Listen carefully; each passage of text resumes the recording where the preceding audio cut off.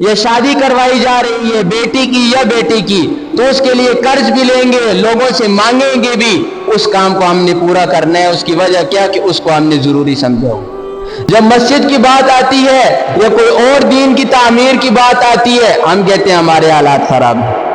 تو جس طریقے سے ادھر اس کام کو ہم نے اہمیت دی تھی، اس کام کو کچھ ہم نے سمجھا تھا، تو اس کے لیے قرض بھی ہم لے کر آئے، حالانکہ وہ کام بالکل ضروری نہیں، کوئی اس کے اوپر آپ کو اتنا زیادہ ثواب بھی نہیں ملتا، وہ صرف اور صرف نام و نمود ہے۔ اور یہ مسجد جس کے بارے میں فرمایا کہ آپ مریں گے، مرنے کے بعد قبر میں آپ چلے جائیں گے، جس وقت ادھر آپ کی کوئی نیکی کرنا آپ کو کام نہیں آئے گا، اس وقت بھی اگر آپ نے کوئی مسجد بنائی ہے یا نیک کام کے اندر حصہ لیا ہے، لوگوں کو اس سے فائدہ ہو رہا ہے، تو مرنے کے بعد بھی یہ فائدہ آپ کو وہاں پر پہنچتا رہے گا۔ غرض یہ کہ اس کام کو ہم نے اہمیت دی، اس کام کو ہم نے ترک کر دیا۔ اب ذرا دوسری چیز سنیے کہ اللہ پاک خود قرآن کے اندر فرماتے ہیں کہ میں ہر انسان سے اس کے عمل کو قبول نہیں کرتا۔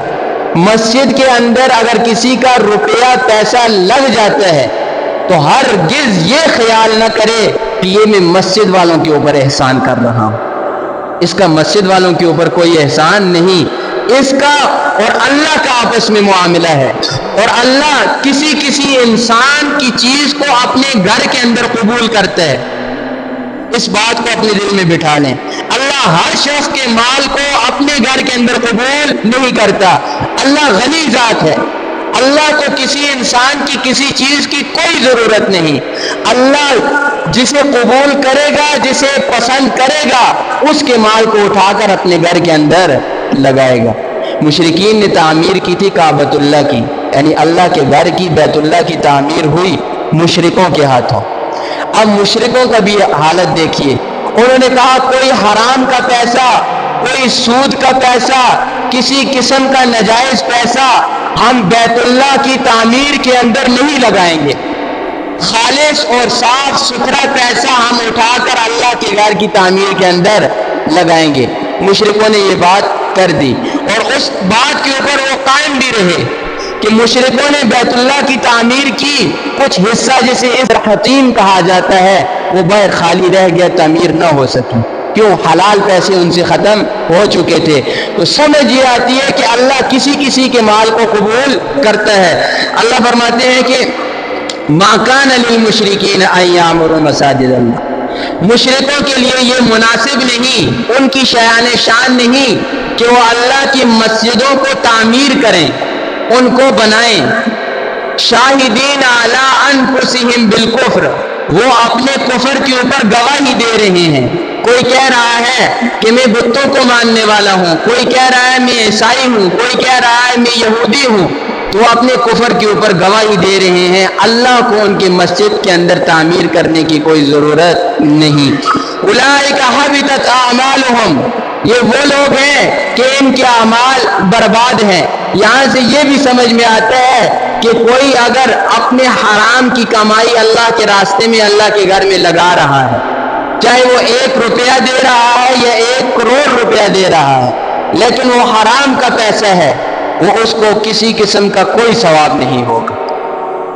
حرام کا پیسہ اللہ کے راستے میں قبول نہیں، بالکل خالص اور صاف ستھرا، جسے اللہ نے قرآن کے اندر 4 سپارے کے شروع میں بیان کیا، لن تنالوا البر حتى تنفقوا مما تحبون، آپ نیکی کے کامل حصے کو اس وقت نہیں پہنچ سکتے جب تک آپ اللہ کے راہ میں خرچ نہ کریں اس چیز کو جو آپ کو سب سے زیادہ محبوب ہو۔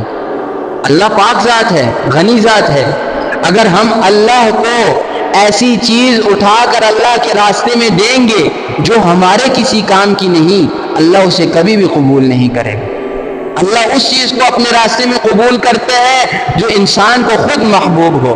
اور یہ جو ہم اللہ کے راستے میں یا کسی فقیر کو صدقہ دیتے ہیں تو خوب سمجھ لیں یہ اس فقیر کو، یہ جو مسجد ہے اس کے اندر ہم دے رہے ہیں، ان کے ساتھ ہمارا تعلق نہیں، یہ خود اللہ کے ساتھ تعلق ہے۔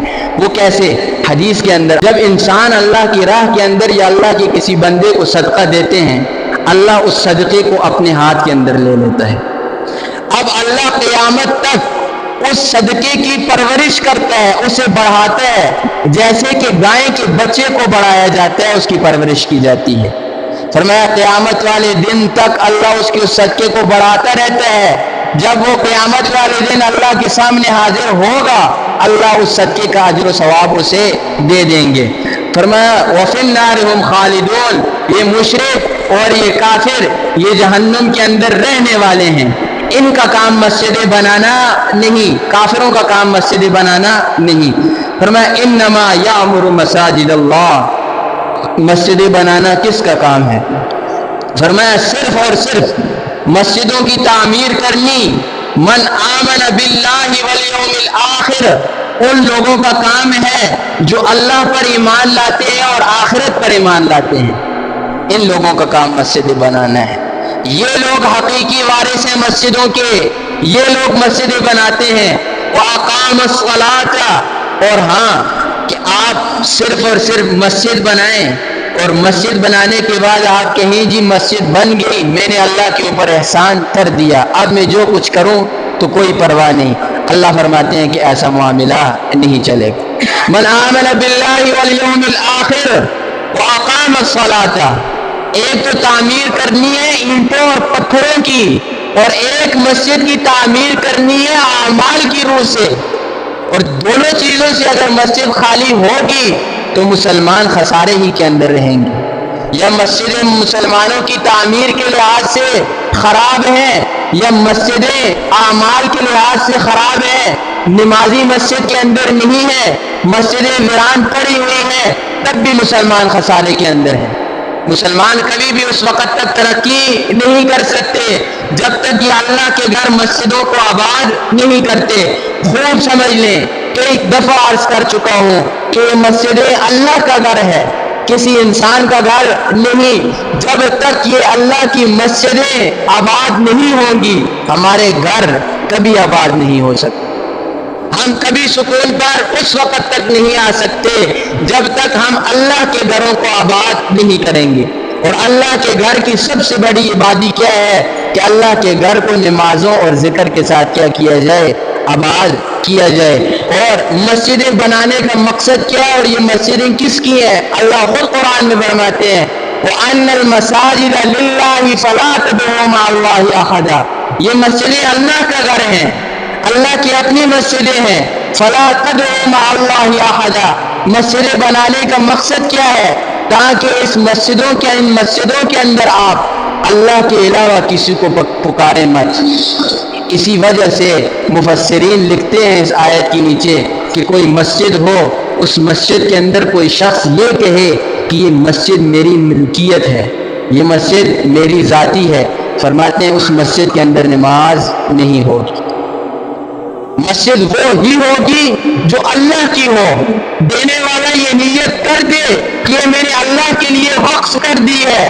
اسی لیے فقہا فرماتے ہیں جس جگہ پر مسجد کا نام لگ گیا، مسجد کی تعمیر ہو گئی، اب قیامت تک آپ اس مسجد کو گرا کر ادھر کوئی اور چیز نہیں بنا سکتے۔ اور یہ مسجد کی جو حدود ہے، یہ نیچے زمین سے لے کر عرش تک یہ ساری کی ساری مسجد ہے۔